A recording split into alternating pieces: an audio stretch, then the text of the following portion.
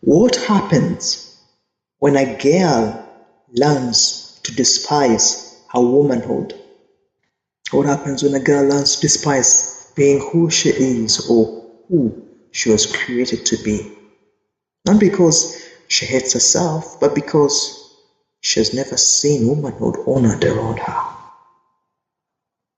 I know what happens because I have lived it.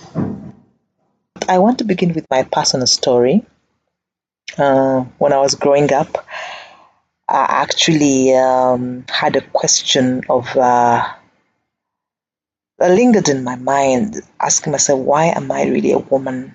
Couldn't I have been someone else? I did this because most of the people that were around me, maybe I was busy in my insecurity corner, that I didn't see that strength, that power, that vigor in a woman. And so I despised being a woman. And at some point growing up as a teenager, I began being a tomboy. You know, those kind of baggy jeans and then putting on baggy shirts, and then you're always around boys and you want to bounce a little because I thought that is strength. As a young girl, I looked around me and I didn't like what I saw. I saw women who seemed to exist only to be married. And so that was the ultimate goal of most girls around me, to be chosen. And so they were desperate, and I was also desperate. Women gave everything to be called a missus. I don't despise marriage. I own a marriage. I saw women who expected to be served by their husbands but never put heart to what they're going to serve their husband because they didn't know what they were able to serve their husband. Women around me, I saw, dreamt that particular house they'll call their home, a house built by a man. And I remember thinking, if this is what it means to be a woman, I don't want it. I wanted to be a boy instead. I became a tomboy. Yeah. I preferred being around boys because, from my perspective, that was freedom. They were encouraged to dream, to explore, to lead, to be at the top, to excel, while girls were often taught to shrink, to wait and receive, so they can attract that man. So I despised that, and I preferred being a man. Without that, I thought I was less. Little did I know that I was rejecting myself and sometimes slipping into a character that I don't want to mention. Many women around the world are struggling with that kind of path they've chosen. But for me, something changed. I encountered women who showed me a different picture before I'd sleep so far. Women who showed me that it's possible to be a woman and be strong and be feminine. It's possible to be compassionate and be courageous, to be tender and strong, to be nurturing and visionary. I saw women who rose up and reigned, and for the first time I realized the problem was never that I was a woman or a girl. The problem was that I had been given a poor definition of womanhood. The real question is, how many girls today secretly feel the same way I did? They hate being women. They would rather be somebody else. How many girls have concluded that being female is a disadvantage, is weakness, is being slow, is being second? How many are trying to become everything except who they were created to be because no one has shown them the beauty, the strength, and purpose of womanhood?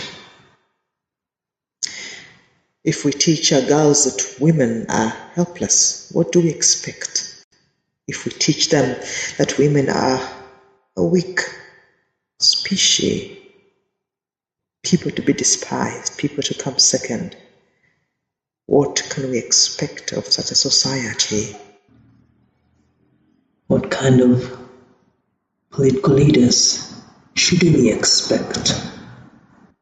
What happens to marriages, to families, to businesses, to political offices?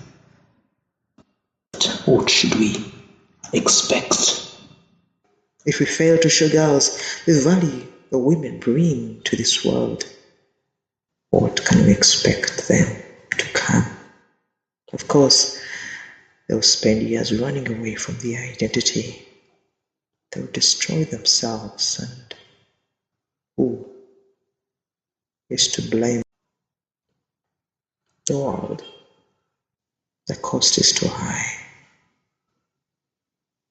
The cost is too high because we lose women who are capable of leading or building or nurturing or transforming generations if we don't tell them the truth of who they are. They end up being prostitutes, lesbians, drug addicts, and name it, all kind of vices, because they don't know who they are. They're confused. They don't know the value. And then we begin blaming them and say, oh, let us give them more aid. Oh, let us give them more condoms. Is that the real issue? Is that the real problem here? I don't think so. We're missing the point.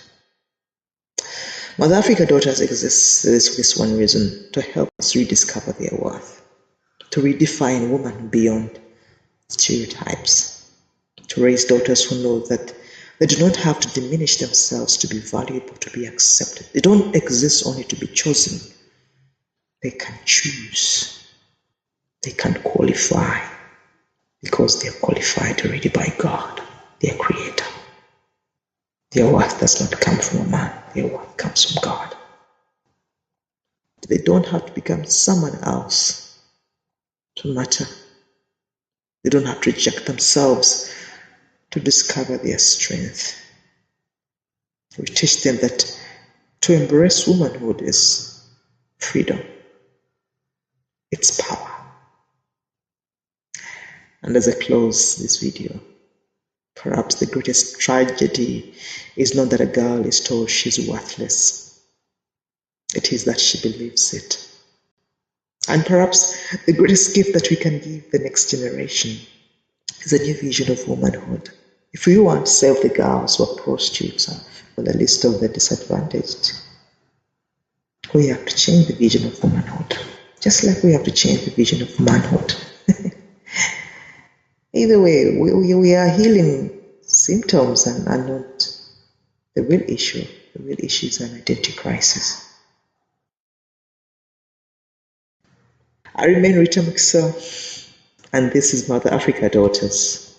If this message resonates with you, subscribe, share it with another woman, and join us as we continue this journey of rediscovering the beauty and purpose of womanhood. Thank you. I love you all.